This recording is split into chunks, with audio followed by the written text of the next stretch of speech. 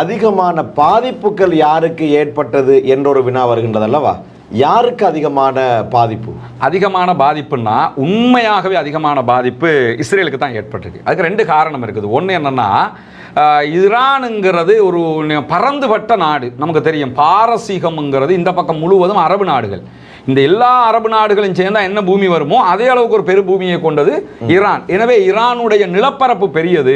9 கோடி மக்கள். இந்த 9 கோடி மக்கள் ஒரு இடத்துல இருக்கலைங்க, பரந்துபட்ட பூமியில் இருக்கிறாங்க அவங்க. இப்போ ஈரானுடைய தலைநகர் தெஹரான் எடுத்துக்கிட்டிங்கன்னா, தெஹரானில் மட்டும் 1 கோடி மக்கள் இருக்கிறாங்க. கேபிட்டல் சிட்டியில் அப்படி இருப்பாங்க. இதை தாண்டி மற்ற எல்லா சிட்டிகள்லையும் தான் கிட்டத்தட்ட 9க்கு மேற்பட்ட மாநிலங்கள். அங்கே தான் இவ்வளோ மற்ற 8 கோடியும் பிரிஞ்சிருக்கிறாங்க. அப்போ தமிழ்நாட்டை எடுத்துக்கிறீங்களேன், தமிழ்நாட்டில் 7-7.5 கோடி மக்கள் இருக்கிறாங்க. ஆனால் சென்னையில் மட்டுமே நம்ம 1.5 கோடி 2 கோடி மக்கள் இருப்பாங்க. அது கடுமையான மக்கள் நெரிசல் கொண்ட ஒரு நகரம்.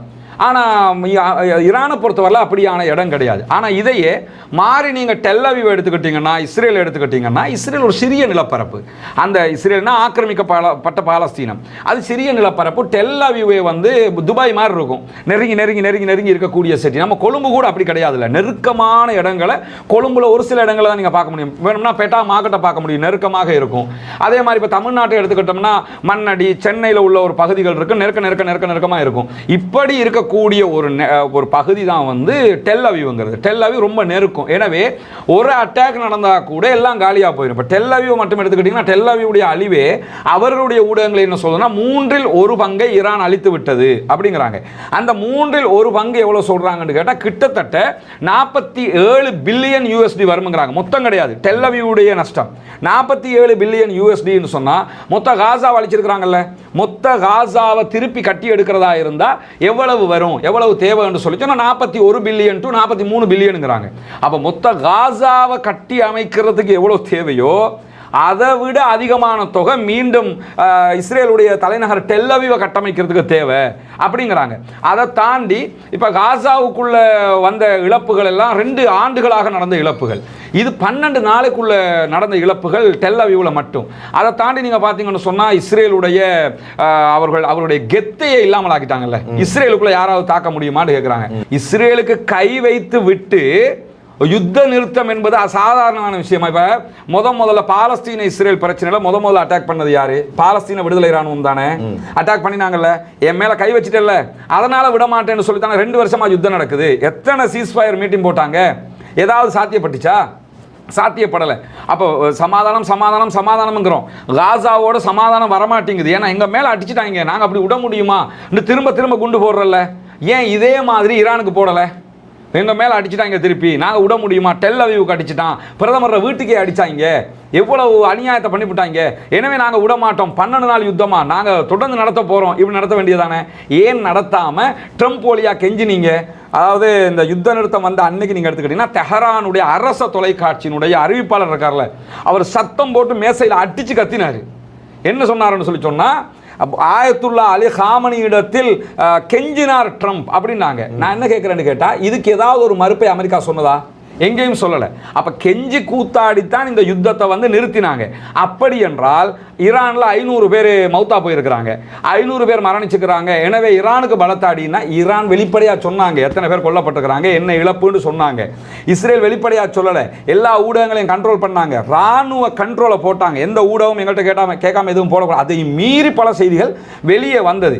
வெளியே வந்ததில் என்ன சொன்னாங்கன்னா, இதுவரைக்கும் 50+ பேர் கொல்லப்பட்டிருக்கிறாங்க அப்படிங்கிறாங்க. இப்போ 50 பேர் கொல்லப்பட்டதுங்கிறது உண்மையான்னு கேட்டால் உண்மை இல்லை. ஏன் உண்மை இல்லைன்னு கேட்டால், ஈரானுடைய ஒரு தாக்குதல் நடந்தது அவருடைய சொரேகா மருத்துவமனை மேலே. அந்த தாக்குதல் நடந்ததோட டொனால்ட் ட்ரம்ப், அதாவது இஸ்ரேலிய பிரதமர் பெஞ்சமின் நெத்தன்யாஹு வந்து என்ன சொல்றாருன்னு சொன்னால், எங்களுடைய மக்களை கொத்து கொத்தாக கொள்கிறீர்கள், நாங்கள் விட மாட்டோம்ங்கிறாரு. 50 பேரை கொள்றது, கொத்து கொத்தாக கொள்றது, அது 50 பேர் அவ்வளவு நாளாக கொண்டது. சொரேகா மருத்துவமனைக்கு அட்டாக் பண்ணினது மட்டும்தான். உடனே எங்கள் மக்களை கொத்து கொத்தாக கொள்கிறீர்கள் அப்படிங்கிறார். கொத்து கொத்தாக கொள்றதுனா நீங்கள் ஒரு 500 பேரையாவது கொண்டிருக்கணும். அப்போ என்ன அர்த்தம்னா, சொரேகா மருத்துவமனைங்கிறது காசாவில் அட்டாக் பண்ணி காசா போராளிகளால் அடி வாங்கிட்டு காயப்பட்டு கிடப்பாங்கல்ல, அந்த சோல்ஜரை ட்ரீட்மெண்ட் பார்க்குறது தான் சொரேகா மருத்துவமனை. அதுக்கு வச்சு வெளுத்ததோட என்ன ஆயிடுச்சுன்னு சொன்னால், அதில் பல பேர் கொல்லப்பட்டுட்டாங்க.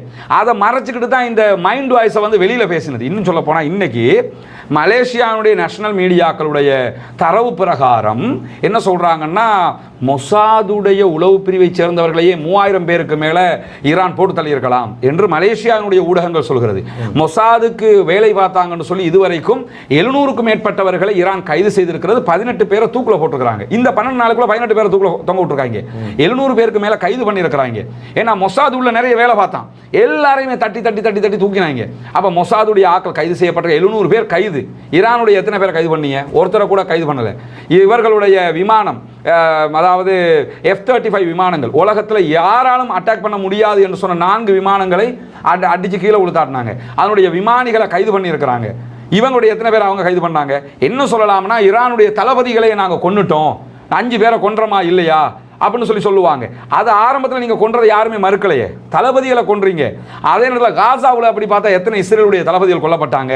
அப்போ அதில் தோல்வியை ஒத்துக்கொள்வாங்களா? எனவே மனித வளம் வெளிப்படையா பார்த்தீங்கன்னா ஈரான்ல 500 பேர் கொல்லப்பட்டிருக்காங்க, இஸ்ரேல்ல 50 பேர் கொல்லப்பட்டிருக்காங்கன்னு சொல்றாங்க. ஆனா யதார்த்தமாக இஸ்ரேல்ல தான் அதிகமானவங்க கொல்லப்பட்டிருப்பாங்க, கொல்லப்படணும். நீங்க இப்ப பாருங்க, அதுல ரெசிடென்சியல் ஏரியாவுக்கு பாலிஸ்டிக் மிசைல் பட்டிருக்கு. போட்டோல பாக்குறீங்க நீங்க, புகைப்படம் வீடியோ எல்லாம் சர்வதேச ஊடகமே காட்டுது. அப்படியே அடிச்சு சதைச்சு வச்சிருக்கிறாங்க. இதுக்குள்ள ஒருத்தருமே சாகலையா, ஆனா 200 பேருக்கு படுகாயமா? அது எப்படி? இது என்னன்னா, 200 பேர் படுகாயப்பட்டானே, அதுல ஒருத்தம் கூட அவங்களுக்கு சாகல.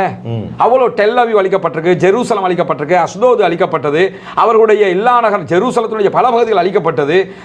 ஈவன் சொல்ல போனா ஜெருசலத்தினுடைய பாலஸ்தீனத்தில் இருக்கக்கூடிய பகுதியில் புதிதாக எந்த பகுதியெல்லாம் இஸ்ரேல் பிடிச்சதோ அந்த பகுதி ரெசிடென்சியல் ஏரியாவா மாற்றி வச்சிருந்தாங்க. அதுக்கே அடிச்சாங்க ஈரான். அப்போ அவ்வளவு அடியிலையும் 50 பேர் தான் செத்து போனாங்க. இது மிகைப்படுத்தலை குறைச்சி நாங்கள் கெத்து தாண்டு காட்டுறதுக்கு. இது வரைக்கும் என்ன சொன்னாங்கன்னா, இஸ்ரேலுக்குள்ள ஒரு ஏவுகணை வந்து விழாது தெரியுமா, அப்படி மறைச்சிருமாங்க. இப்போ இஸ்ரேலை சொல்லுது 600 ஏவுகணை அடிச்சாங்க. ஈரான் அடிச்சது எத்தனைங்கிறது ஈரான் சொல்லட்டும், அது வேற. இஸ்ரேல் என்ன சொல்றான்னா 600 பாலிஸ்டிக் மிசைல் வந்தது அப்படிங்கிறாங்க. இஸ்ரேலுடைய பத்திரிகையாளர்கள் சொல்கிறார் ஜீல் இன்னொன்று அடிக்கிறாங்க, அது வரும்போது ஒன்று தான் வருது, வந்து 100 மீட்டர் இருக்கும்போது 26 பிரியுதுங்கிறாங்க. இதை நம்ம சொல்லலை, அவர்களுடைய ஊடகம் சொன்னது. எனவே ஈரான் அடிச்சதுங்கிறது இது மரண அடிங்க. அதனால தான் சமாதானம். நான் கேட்குறேன், கடைசி அடி அந்த 3 நாள் நடந்ததில் ஒரு விவகாரம் இருக்குது. இந்த சமாதானம்ங்கிறது பேசிக்கிட்டு நடந்த ஒரு சமாதானம் தான், அதை யாரும் மறுக்கிறதுக்கு இல்லை. ஆனால் அதை கூட ஏன் ஈரானோட பேசிக்கிட்டு செய்கிற அளவுக்கு வந்துச்சு? நீங்கள் ஈராக்கோட சதாம் ஹுசேனோட இப்படி பேசிக்கிட்டு செஞ்சீங்களா? அல் காய்தாவை விரட்ட போகிறோம்னு போனீங்களா? ஆப்கானிஸ்தானுக்குள்ள இப்படி செஞ்சீங்களா? அல்லது வியட்நாமில் இப்படி பண்ணீங்களா? எந்த நாடு உலகத்தில் இப்படி பண்ணிச்சு? பேசிக்கிட்டு நாங்கள் உங்களுக்கு அடிச்சிட்டோம், ஃப்ளைட்டை போட்டு உனக்கு குண்டு போட்டது பிள்ளை தான், அதே மாதிரி வேணும்னா எங்கள் ஆக்களெல்லாம் நாங்கள் ஓரமாக்கிடுறோம், நீ எங்கள் பேஸுக்கு அடிச்சுக்க, ஏன் பேஸுக்கு அடிச்சுக்கன்னு அவனே சொல்கிற அளவுக்கு நிலைமை இருக்குன்னா யார் வென்றிருக்கா? எங்கேயாவது சொல்லுவாங்களா என்னுடைய பேஸுக்கு நீ அடிச்சுக்க? சரி, கடைசி ராக்கெட் அடியும் இஸ்ரேல் மேலே ஈரான் தானே அடித்தாங்க, இஸ்ரேல் ஈரான் மேலே அடிக்கலல்ல. அப்போ இதெல்லாம் நீங்கள் பார்த்தீங்கன்னா ஈரானியர்களை இந்த யுத்தத்தில் நீங்கள் ஒன்றை புரிஞ்சுக்கிறீங்க, டெக்னாலஜியில் அவங்க மார்க்க ரீதியாகத்தான் அவர்கள் தவறான புரிதலில் இருக்கிறார்கள், தவறான பிழையான வழியில் இருக்கிறார்கள். அது தனியாக பேச வேண்டிய சாப்டர். ஆனால் டெக்னாலஜின்னு எடுத்துக்கிட்டிங்கன்னா அவங்க உச்சம் தான். அதாவது ஒரு அறிவாளி வழிகேட்டில் இருப்பானா இல்லையான்னா கண்டிப்பாக இருப்பான். பெரிய அறிவாளி, படிச்சிருக்கிறாரு, பல PhD முடிச்சிருப்பாரு. ஆனால் அவரை பார்த்தீங்கன்னா அவர் வேற எதையாவது வணங்கிக்கிட்டு இருப்பார். அந்த வணக்கம் இபாதத்து விஷயங்களில், வணக்க வழிபாடுகளில், அவருடைய மதம் சார்ந்த விவகாரங்களில் தவறான புரிதல். நிறைய விஞ்ஞானிகள் என்ன பண்ணுவான்டா, கடவுளை இல்லைன்னு கிடப்பான். இந்த உலகத்தை படித்தது எல்லாம் இயற்கை, காற்று எல்லாம் இயற்கை அப்படின்னு கிடப்பான். ஆனால் அவன் அறிவாளி. ஆனால் நேர்வழியில் இருக்கிறானா? நேர்வழியில் இல்லை. அறிவுக்கும் அறிவாளியாக இருப்பதற்கும் நேர்வழிக்கும் சம்பந்தம் இல்லை. எஹதி மையசா, நாடியவர்களுக்கு தான் நேர்வழி. நீங்கள் அறிவாளிங்கிறதுனால உங்களுக்கு நேர்வழி, நீங்கள் அறிவாளி நான் படிச்சு எல்லாம் கரெக்டாக இருந்துருவேன் அர்த்தம் இல்லை. அதை அல்லாஹ் தான் தருவான். ஆனால் அந்த அறிவாளியால் இந்த டெக்னாலஜி விஷயங்களை திளைக்க முடியும். அப்போ ஈரானியர்களுடைய மத விவகாரத்தை நான் இங்கே பேச வரல, அதில் அவர்கள் தவறான வழியில் இருக்கிறார்கள் 100, அதில் எந்த மாற்று கருத்தும் கிடையாது.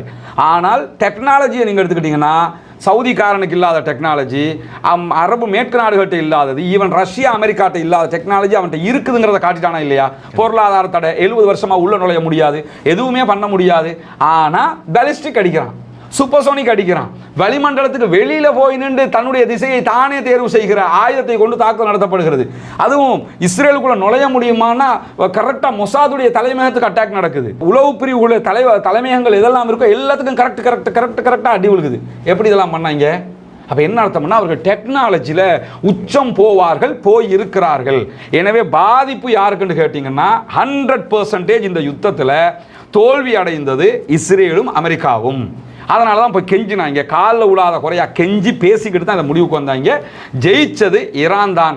ஈரான் தான் இனிமேல் சவுத் ஏசியாவினுடைய மத்திய கிழக்கினுடைய வல்லரசு என்பதை யாரும் மாற்ற முடியாது. சரி, அவ்வளோ அடி வாங்கினான்ல, அடி வாங்கினவன் சரண்டர் தானே ஆகணும். ஈரான் பாராளுமன்றம் தீர்மானம் 222 மெம்பர்ஸ், அவங்க எம்பிக்களும் சேர்ந்து பாராளுமன்றத்தில் தீர்மானம் கொண்டு வந்துட்டாங்க. சர்வதேச அணுத்தடுப்பு முகமையோடு நாங்கள் இனி போவதில்லை. இஸ்ரேல் மாதிரி தான் நாங்களும் பண்ணிட்டாங்க. நீ அணு ஆயுதத்தை வச்சுக்கிட்டு அணு ஆயுதத்தை கண்ட்ரோல் பண்ணுகிற சர்வதேச அமைப்போடு இணங்க மாட்டேங்கிற, எங்கள்கிட்ட நாங்களும் இணங்க மாட்டோம். இனிமே அணு தடுப்புன்ற பேரில் ஒருத்தன் உள்ள போக முடியாது.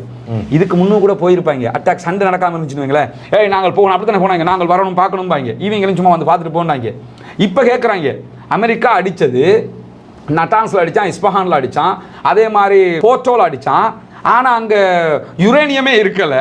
இப்போ செறிவூட்டப்பட்ட யுரேனியம்ங்கிறது, செறிவூட்டப்பட்ட யுரேனியம் இது ஒன்று 500 ரூபா காசு இல்லை, பர்ஸில் வச்சுட்டு எடுத்துக்கிட்டு போகிறதுக்கு, இடுப்பில் சொல்லிக்கிட்டு போகிறதுக்கு. அது உங்கள் வீட்டில் வச்சுக்கிறேங்க, அப்புறம் நம்ம பிறகு வந்து எடுத்துக்கிறேன் அப்படின்னு சொல்கிறதுக்கு ஒரு ஐபேடோ லேப்டாப்போ கிடையாது. இது செறிவூட்டப்பட்ட யுரேனியம். அதை வந்து அது கொஞ்சம் சரிக்கினா கூட எல்லாருமே நாசம், லட்சக்கணக்கான மக்கள் செத்துருவாங்க. அதை இந்த உலகத்தில் எவனுக்கும் தெரியாமோ கண்ணை மறைச்சி ஒரு இடத்துல ஒளிச்சு வச்சிருக்கிறான்னு சொன்னால் அவன் அறிவாளியா, இவன் அறிவாளியா? கண்டிப்பாக. அப்ப அதை ஒளிச்சு வச்சுட்டான்ல. இன்னைக்கு சர்வதேச அணுத்தடுப்பு முகமையினுடைய தலைவர் என்ன சொல்றாருன்னு கேட்டா, அது எங்க அதை கொஞ்சம் காட்டுங்க, நாங்க உள்ள வந்து பாக்குறதுக்கு அனுமதிக்கீங்க. ஒருத்தன் வரக்கூடாது, பார்லிமெண்ட்ல இன்றைக்கு சட்டம் கொண்டு வந்துட்டான். இப்ப யாருங்க கெத்து? ஈரான் தானே. சிவசேனா, இந்தியாவினுடைய மும்பை டெல்லிகளில் இயங்கக்கூடிய ஒரு கட்சி சிவசேனா. பால் தாக்கரே அவங்க எல்லாம் இருந்த கட்சி. சிவசேனாவினுடைய ஒரு முக்கியமான மெம்பர் இன்றைக்கு பத்திரிகைகளுக்கு பேட்டி கொடுக்குறாரு. ஈரானுக்கு இருந்த கெத்து வந்து இந்தியாவுக்கு இல்லாமல் போச்சு, ஈரான் மாதிரி இருக்கணும், பாகிஸ்தான் விஷயத்தில் நீங்கள் அப்படி இருக்கலை, பாத்தியலா நின்று பார்த்தா பிடிச்சாம பாத்தியலா அப்படின்னாங்க. இன்னும் சொல்ல போனால் இந்த யுத்த காலப்பகுதிகளில் இந்தியா பிரிக்ஸில் இருக்கிறாங்க, பிரிக்ஸ் கூட்டமைப்பில் சைலண்டாக இருந்தாங்க, யூஎன்ல சைலண்டாக இருந்தாங்க. இன்னைக்கு ஈரானுக்கு எதிராக நடத்தப்பட்ட தாக்குதல் பிழைன்னு சொல்லி பிரிக்ஸ் முடிவெடுக்குது, இந்தியாவும் சேர்ந்து ஆமாம் பிழை தாங்கிறாங்க. இப்போ யாருங்க ஜெயிச்சா? எனவே வெற்றி சாதாரண அடியில் எனக்கு பர்சனலாக எனக்கு மட்டும் எல்லோருக்கும் இருக்கக்கூடிய ஒரு மனக்கவலை என்னன்னா, யுத்தங்கள் நடத்தப்படக்கூடாது, அதில் எந்த மாற்று கருத்தும் இல்லை, அமைதி திரும்ப வேண்டும், யாரும் சண்டையிடக்கூடாது, பொதுமக்கள் கொல்லப்படக்கூடாது. ஆனால் இந்த 12 நாள் யுத்த விஷயத்தில் உடனடியாக அவன் சொன்னான், அவன் கேட்டான், கெஞ்சினான்றதுக்காக ஈரான் இந்த முடிவுக்கு வந்திருக்க கூடாது. மொத்தமாக வெளுத்து முடிச்சிருக்கணும். இனிமே யோசிக்க கூடாது, எந்த நாட்டுக்குள்ளேயும் போகிறதுக்கு மொசாது நினைக்கக்கூடாது, அமெரிக்கா நினைக்கக்கூடாது. அந்த மாதிரி ஒரு இன்னொரு 10 நாள் அடிச்சிருந்தாண்டு வைங்க, அதுக்கப்புறம் நீங்கள் மேப்பில் தேட வேண்டி வரும், எங்கே இஸ்ரேல் ஒன்று இருந்துச்சா என்று தேட வேண்டி வந்திருக்கும். அதை செய்யாமல் இந்த இடத்துக்கு போனாங்கல்ல, அது மட்டும்தான் முடிச்சிருக்கணுங்கிற ஒரு மனக்குறை தான் எல்லோருக்கும் இருக்கிறது. எனவே ஜெயிச்சது ஈரான் தான்.